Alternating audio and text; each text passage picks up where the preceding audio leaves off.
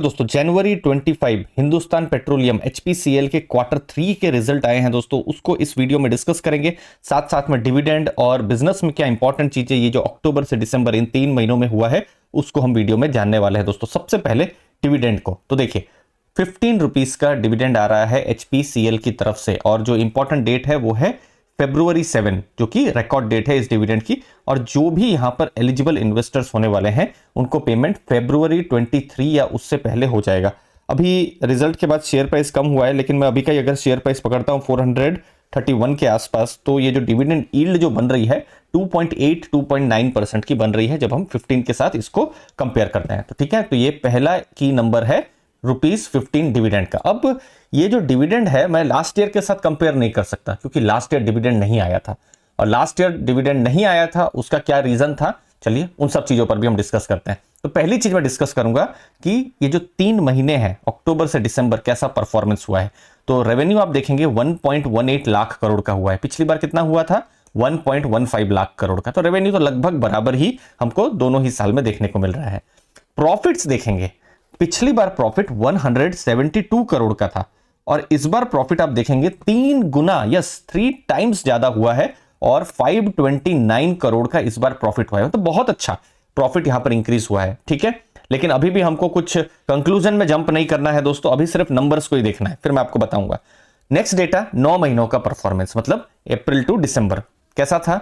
Revenue इस बार देखेंगे 3.38 लाख करोड़ है, पिछली बार 3.5 लाख करोड़ का था। तो रेवेन्यू भी लगभग बराबर है, थोड़ा बहुत इधर उधर है बस। लेकिन जब हम प्रॉफिट्स की बात कर रहे हैं तो लास्ट ईयर ये 9 महीनों में एचपीसीएल की तरफ से 12,196 करोड़ का लॉस था और इस बार आप देखेंगे 11,851 करोड़ का 9 महीनों का प्रॉफिट। अभी जो हम आपने देखा 529 करोड़ का प्रॉफिट, लेकिन इससे पहले भी क्वार्टर 1 और 2 के रिजल्ट आए हैं तो प्रॉफिट हमको देखने को मिला है। और पिछली बार क्या था, लॉस था, और चूंकि पिछली बार लॉस था और उसके कारण से हमको डिविडेंड देखने को नहीं मिला था।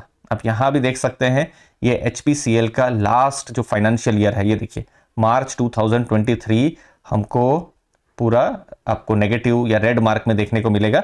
6,980 करोड़ का पूरा जो साल था उसमें उन्होंने लॉस किया था, ठीक है, क्योंकि क्रूड के प्राइस बहुत ज्यादा बढ़ गए थे और मार्केटिंग का जो भी प्रोडक्ट्स वो बेचते हैं तो उनको थोड़ा लॉस हो रहा था, जो भी पेट्रोल डीजल वो बेच रहे थे, और रिफाइनिंग में भी प्रॉफिट या जो भी उनको कमाई हो रही थी लेकिन उससे ज्यादा जो है मार्केटिंग में उनको नुकसान हो रहा था। अब के रिजल्ट की बात करते हैं। यहां पर कुछ चीजें हुई है, पॉजिटिव नेगेटिव दोनों मैं डिस्कस करूंगा। पॉजिटिव क्या हुआ है कि जो पीएसयू कंपनीज हैं उसमें उन्होंने थोड़ा मार्केट शेयर गेन किया है। उनकी होली ओन्ड सब्सिडियरी जो कि रिन्यूएबल और ग्रीन पोर्टफोलियो पर फोकस करेगी वो भी बन रही है और 2030 तक 10 गीगावाट का उनका टारगेट भी है। पूरे इंडिया के अगर हम बात करें क्लीन ग्रीन एनर्जी का 500 गीगावाट का टारगेट है, तो एचपीसीएल की तरफ से भी आपको कंट्रीब्यूशन आता हुआ दिखाई दे सकता है आने वाले टाइम में। सेल्स वॉल्यूम हाईएस्ट एवर है, ठीक है। तो ये सब कुछ नंबर्स में कुछ अच्छी बातें, पॉजिटिव बातें रही, लेकिन नंबर्स के साथ साथ एक एक्सपेक्टेशन भी आता है। जैसे आपने यहां पर देख लिया 529 करोड़ का प्रॉफिट है, क्या यही एक्सपेक्टेड था? तो देखिए क्वार्टर ऑन क्वार्टर आप देखेंगे परफॉर्मेंस अच्छा नहीं है।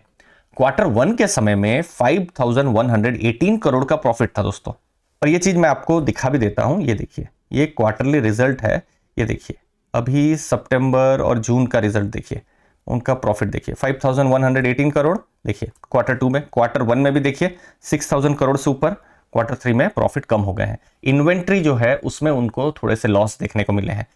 ऐसा लग रहा था कि प्रॉफिट कम जरूर होंगे क्योंकि जो मार्केटिंग के मार्जिन है एक्सपेक्टेड था कि थोड़ा कम होगा, लेकिन इतना कम हो जाएगा प्लस इन्वेंट्री में लॉस हो जाएगी, तो ये एक्सपेक्टेशन का एक तरीके से गेम होता है, ठीक है। दूसरी चीज है मार्जिन्स तो कम आए ही हैं, प्रॉफिट यहां पर कम हुआ है। जो रिफाइनिंग का जो बिजनेस है वहां पर भी पर बैरल कुछ $8.49 पर बैरल उनको मिल रहा है, जो कि एक्सपेक्टेशन से कम आया हुआ था।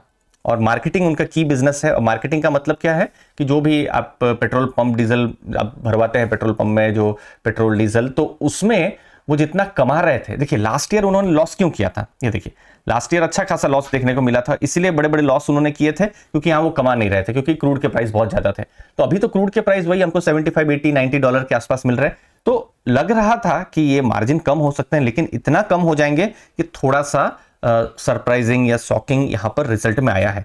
तो रिजल्ट में कुछ अच्छी बातें रही है, अगर फ्यूचर की बात करें तो ग्रीन हाइड्रोजन और ग्रीन एनर्जी पर कुछ फोकस देखने को मिल रहा है, मार्केट शेयर गेन कर रहे हैं, फोकस देखने को मिल रहा है, लेकिन थोड़े नेगेटिव्स और ज्यादा है। जैसे जो एक्सपेक्टेशन था, प्रॉफिट्स जो आए हैं वो, जैसे इंडियन ऑयल के बहुत रिसेंट में रिजल्ट आए हैं, अगर कंपेयर किया जाए तो एचपीसीएल के रिजल्ट उतने मजबूत नहीं आए हैं जितना जो इंडियन ऑयल का आया है, या फिर एचपीसीएल का खुद के साथ जो कंपैरिजन था उसके साथ नहीं आए हैं। और उसकी वजह से जो डिविडेंड भी है, डिविडेंड भी 15 रुपीज है, लेकिन हो सकता है ये और भी ज्यादा आ सकता था। अब क्वार्टर 4 पर ही देखना रहेगा कि किस तरीके से क्या ये टर्न अराउंड होता है, कमबैक होता है, इन्वेंट्री में जो लॉस हुए हैं, लॉस को जो कंपनी है वो कंटेन कर पाती है या नहीं कर पाती है। आपके क्या व्यूज हैं जरूर बताइएगा कमेंट सेक्शन में। थैंक यू दोस्तों।